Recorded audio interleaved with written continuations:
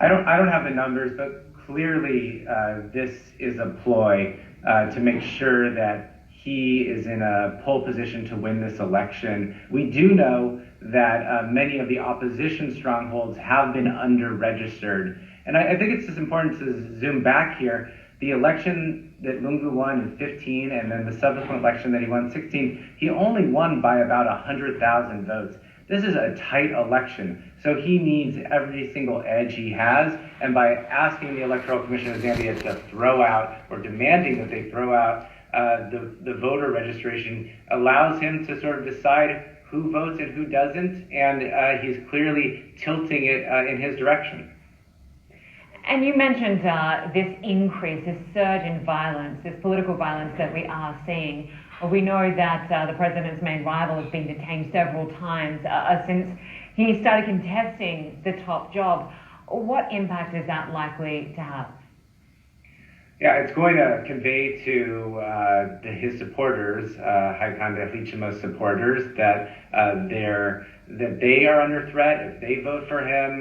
The president and the Electoral Commission has made it very difficult for the opposition to even campaign. So first they use the cover of COVID to say they couldn't campaign, but meanwhile giving the government a carve out because they were doing service delivery, etc. And now using violence as a reason why you can't campaign. So the opposition has been hamstrung from the very beginning. Voters are almost certainly intimidated, and it really clouds the ability of anyone to say that this is going to be a free and fair election, just given what we're seeing in the pre-election environment.